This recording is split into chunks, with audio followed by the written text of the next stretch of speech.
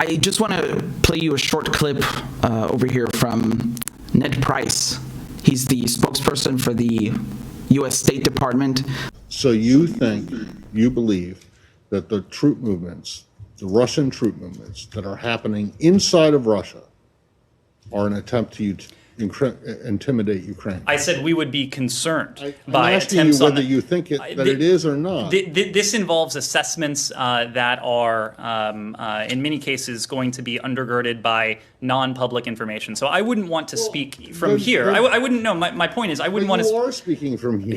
No, I am speaking from here about our policy concerns. I wouldn't want to speak from here about what it is that Russia may be attempting to do or attempting to signal. I will say that if the implication of this is intimidation of our Ukrainian partners. Is that your assessment, that it is intimidation? Or is it just a country moving troops inside of its own borders, which you do, which China does, which Kenya does, which Brazil does? I mean, I think you're throwing a lot of apples and oranges together with this. I think. No, I'm just trying to find out. I mean, if you think that Russia moving its own troops inside its own territory is intimidation towards Ukraine, good. I mean, fine. But say that. Don't just say if it is, then we would have a problem with it. Obviously, there is a history here that goes back to 2014 and even before that, and so I think that is relevant context when we talk about. And when we think about and when we respond on a policy basis to what we are currently seeing in eastern Ukraine and occupied Crimea and within Russia itself. Of course, the Russians have, for quite some time, sought to intimidate and to bully their neighbors. I'm not doubting that. I just want to know if you think that these specific troop movements that you've been talking about for the last 10 days now, or week now, you think that those are intended to be intimidation? Well, the message we are sending to Ukraine is one of reassurance. And you have heard that at the highest levels. The United States continues to stand by our Ukrainian partners. We will do that without exception. I don't know if that's better, but you let me know. Anyway, so, wow. I love when we see a little bit, I know it's not a lot, but a little bit of journalism, especially in the U.S., right? That's good. That's good to ask actual questions. I find it so hilarious as the Americans, they always, they violate other people's sovereignty. They treat them like they're not countries.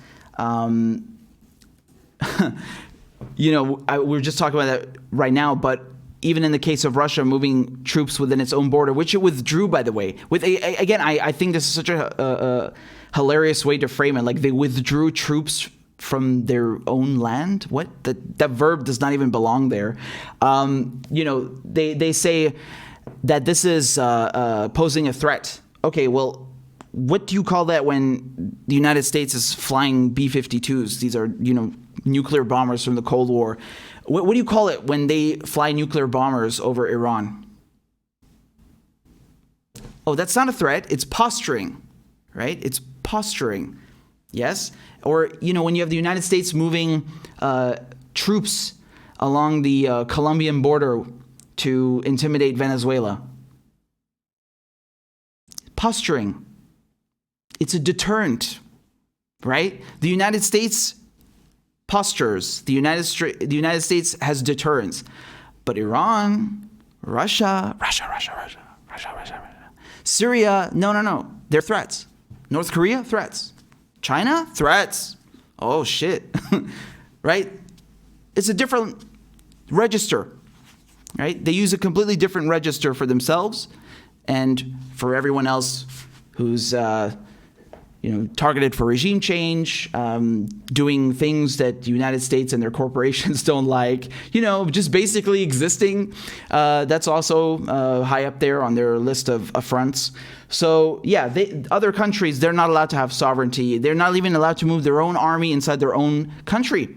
But the United States, they can send a fleet, an entire attack group of warships to the Persian Gulf and permanently station it there if they want, just constantly harass Iran. You remember during Trump's time, we had a U.S. drone that accidentally wandered into Iranian airspace, and the Iranians shot it down, right? Because it's their airspace. And then Trump was threatening war over a drone. Like, it's an unmanned aerial vehicle. There's no one in it. It's not a person. And they were still threatening, there was still talk of war. Like, that's how seriously they take their own sovereignty, right?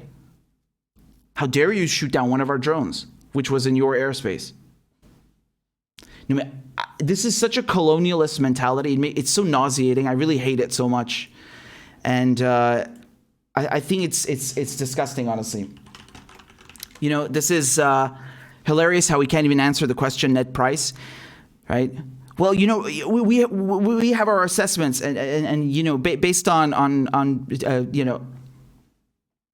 no, he called you out on your bullshit. He called you out on your bullshit. That was good. So I think it was Matt Lee. Who said that to him, right, for the Associated Press. So I like actual questions instead of just asking the State Department to, be in charge of everything. I want to play that again, honestly. This involves assessments that are, in many cases, going to be undergirded by non-public information. So I wouldn't want to speak from here. I wouldn't know. My point is, I wouldn't want to. You are speaking from here. No, I am speaking. I love how he's so nervous he forgot the word classified. He just said non-public information. Basically, that's the go-to response when they have nothing, right? Oh, I can't tell you that it's classified. I just, because he called him out on his bullshit, right? No, I can't tell you it's classified. What is classified? I'm pretty sure that's Russia, and those are Russian troops in Russia. I don't really know what your classified information changes about that, but it's crazy, right? And again, this is not something new. You see this all the time with the mainstream media, and of course the mouthpieces of the regime. They change register. So in language, you have different registers, right? So they don't change the vocabulary. It's a register completely different, right? It's how politicians and lawyers bullshit you. It's what they do. And you always need to pay attention to the language, because I feel like half the time I'm just trying to, it's so easy to just pick it apart. It's so obvious. You see it in the headlines. You see it in every story that they talk about, whether it's the nuclear deal, and they start talking about, they start putting the word weapons in there when there's no weapons program. It's astonishing, right? So half the time you really need to pay attention to the language, and you can see how easily they fall apart. They just crumble when you actually point it out. That's not an answer what he gave. So. Anyway, I've looked at also the other headlines from the mainstream media. So that clip that I played you from net price, that was beginning of April, so April 13th, and here you have other articles from that day. This BBC saying, "Oh, is Russia going to war with Ukraine?" I don't know. Like, did the BBC publish an article saying, is the United States going to war with Venezuela when they launched a coup, or when they put their own U.S. troops on the Colombian border? Did they say that? No? Weird, right? Weird. How we see one register of language for the bad guys, for the axis of evil, as they call them, and then a completely different register for others. It's so interesting, right? Same behavior, but different people. So you remember what I was talking about here? This is just a few months ago. This is December, January? Yeah, it was around Christmas. You had B-52s ordered to fly all the way from good old United States of America, right, over to Iran, and posture, right? They call it posturing. So again, in the article, you can see that it's to deter Iranian attacks on U.S. troops. Can you imagine saying that in 2020 and a few weeks before 2021. I mean, this is the same year where the United States killed General Soleimani. They assassinated him. This is the same year when they had a mysterious explosion at the Natanz nuclear facility, which the United States did not comment on. It's the same year when Mohsen Fakhrizadeh, the Iranian nuclear scientist, was assassinated by Israel, just barely a month before. And they're saying that Iran has an appetite for attacking U.S. troops. Really, when is that? Like, when? Do you mean when they violate their airspace, they shot down a drone? Any country on earth would do that. That's not even that's a moot point. The Ain al-Assad incident, which we were just talking about earlier, they even called you to let you know. Well, the Iraqis did. So no one was hurt. They're even they're even diplomatic. Like this is what I admire about the Iranians. They have so much fucking patience. I do not know how they do this. Like, even in that, they were merciful, right, after what you did, and they still act like Iran is the threat. Like as if Iran has a fleet of ships on the Florida coast. I don't know if they taught you this in school. Do you know the Cuban Missile Crisis, right? So the Soviets, they put nuclear warheads in Cuba, right off the coast of Florida, right? And it caused one of the biggest diplomatic shitstorms in history. I mean, it's so important that we still learn about it, right?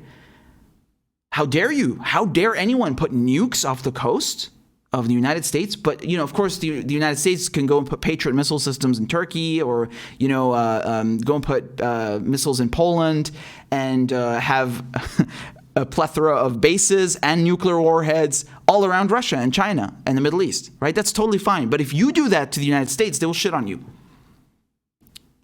Not because they actually follow their own mantra. No. It's just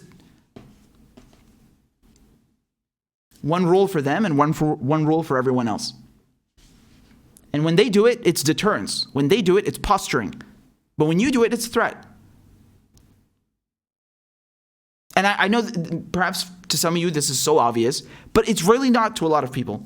It's really not, because they're constantly brainwashed with this nonsense that, the exact same behavior from another country is bad, but when the United States does it, and on a much larger scale, and with real consequences, they actually use those weapons. They kill people. Nothing.